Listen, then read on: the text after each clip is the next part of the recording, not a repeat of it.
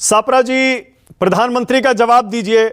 प्रधानमंत्री ने आप पर, आपकी पार्टी पर, आपके नेता पर आरोप लगाया, हरियाणा में दामादों और दलालों के हवाले आपने हरियाणा को कर दिया था, बीजेपी ही बचा सकती है। जवाब दीजिए चरणजीत सिंह सापरा, बोलिए। देखिए मानक जी, मैं आपको याद दिलाना चाहूंगा कि प्रधानमंत्री जी के जो ये वक्तव्य है, ये वही वक्तव्य हैं जो वो 10 साल पहले करते थे। यानी कुल मिला के अंदाजा ये लगता है, और हरियाणा की जनता भी अंदाजा लगा रही है कि भारतीय जनता पार्टी और प्रधानमंत्री की राजनीतिक दुकान जो है उसके अंदर कोई नया सामान नहीं है। अरे भाई, 10 साल तुम्हारी सरकार थी, तुम अपनी सरकार का रिपोर्ट कार्ड दो ना। आपकी सरकार का रिपोर्ट कार्ड आपने नहीं देना है। ये नहीं बताना है कि 9.5 साल एक मुख्यमंत्री रख करके फिर उसको 6 महीने के लिए नया मुख्यमंत्री क्यों लेकर के आए। क्या आप नायब सिंह सयानी को बलि का बकरा बनाना चाहते हैं? हार का ठीकरा नायब सिंह सयानी पे छोड़ना चाहते हैं?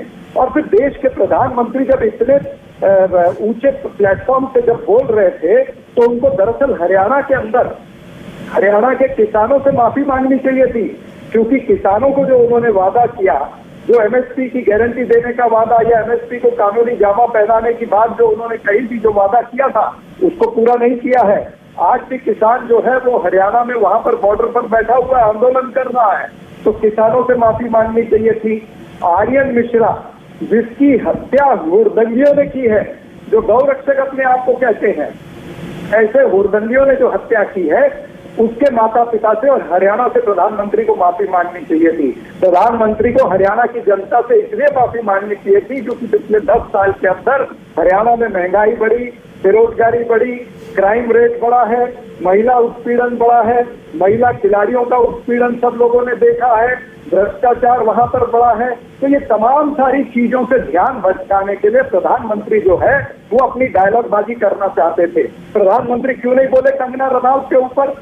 जो कंगना रनौत का वक्तव्य आया है किसानों को लेकर के, परसों जो वक्तव्य आया है, उसके ऊपर प्रधानमंत्री ने अपना खुलासा करना चाहिए था। प्रधानमंत्री ने कहना चाहिए था कि ये हमारा मिसगाइडेड मिसाइल है, इस मिसगाइडेड मिसाइल ने ऐसा वक्तव्य किया है, मैं उसके लिए माफी मांगता हूं। और प्रधानमंत्री ये भी भूल गए कि कल ही अंबाला में खड़े होके खट्टर साहब ने क्या कहा। ये कहा कि जो अंबाला में उस पार जो किसान बैठे हैं वो किसान नहीं है, वो मुखौटा पहन करके कोई और बैठे हुए हैं, ये आपको भी पता है। यानी खट्टर साहब, कंगना रनौत ये किसानों के जख्मों को कुरेदते रहे, उन्हें कल को खालिस्तानी कह देंगे, देशद्रोही कह देंगे, फिर से एक बार ये कह देंगे कि ये हुड़दंगी है। इस तरह की बातें करने वाले लोगों से हरियाणा की जनता बदला लेगी।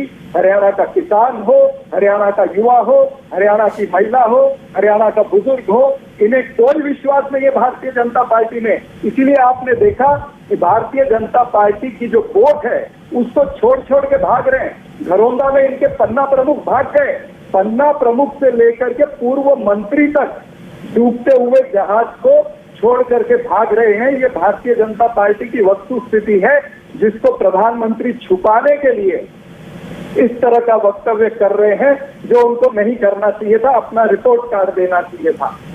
Okay, all right. अब